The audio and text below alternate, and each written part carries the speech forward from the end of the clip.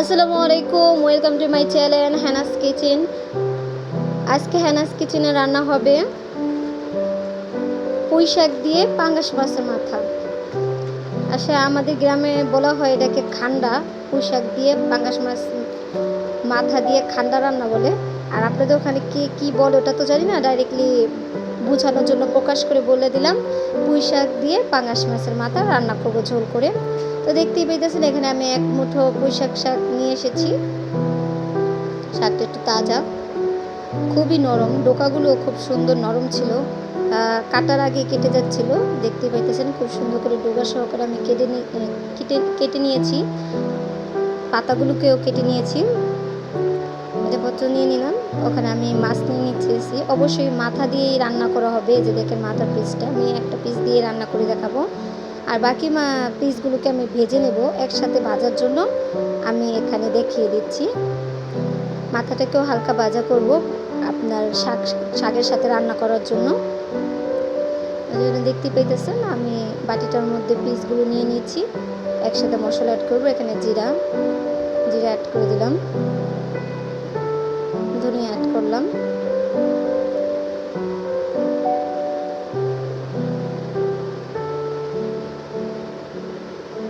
স্বাদ অনুযায়ী লবণ অ্যাড করে দিলাম। এখানে হলুদ অ্যাড করলাম, এখানে মরিচ অ্যাড করে দিলাম, গুঁড়ো মরিচ। এটাই খুব সুন্দর করে নেড়ে চেড়ে একদম খুব সুন্দর করে মিশিয়ে নিলাম মশলাগুলো। কিছুক্ষণ রেখে দেবো। আর এখানে দেখতে পেতেছেন একটা বোলের মধ্যে আমি পানি ঢালা শুরু করে দিছি। এখানে খুব সুন্দর করে শাকগুলোকে ধুয়ে নেব। দেখেন মাথাটাকে আমি এরকম আলতো করে ভেজে নিয়েছি। পাঙ্গাস মাছের মাথা তো একটু ভেজে নিলে বেশি ভালো হয়। পাঙ্গাস মাছের যে একটা গন্ধ থাকে ওটা থাকবে না ময় মশলা দিয়ে ভেজে নিলে। তারপর খুব ভালো করে যদি কষাতে পারেন অনেক ভালো হবে। পুঁই শাকের দিয়ে পাঙ্গাস মাছের মাথাটা অসাধারণ খেতে হয়। আপনারা বাসা অবশ্যই ট্রাই করে দেখবেন। এখানে পরিষ্কার করে নিয়েছি শাকটা, খুব ভালো করে ধুয়ে নেবেন।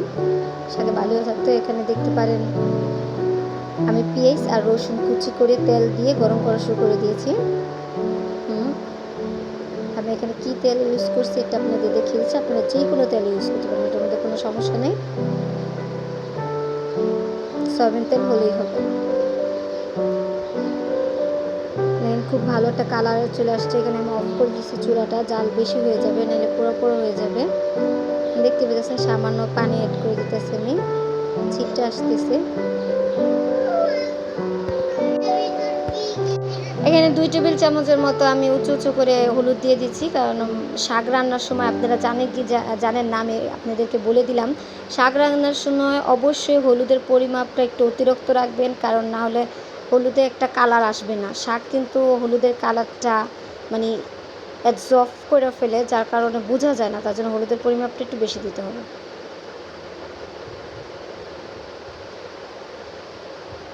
আমি একটু সামান্য মরিচের গুঁড়ো অ্যাড করেছি, অবশ্যই সামনে দেখতে পাইবেন।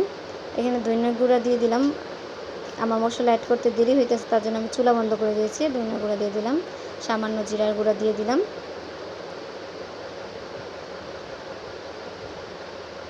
স্বাদ অনুযায়ী লবণ দিয়ে দিলাম।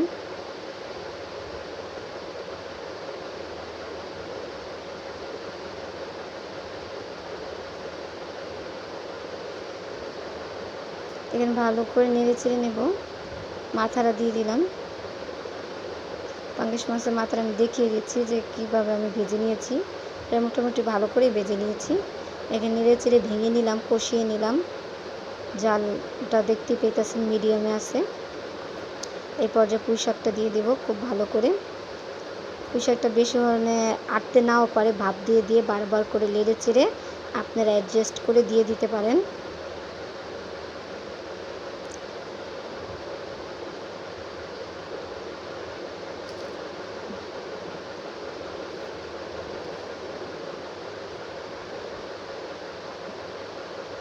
মিডিয়াম আঁচে আমি পুরোটা শাককে ভালো করে ভাপ করে নেড়ে চেড়ে নেব।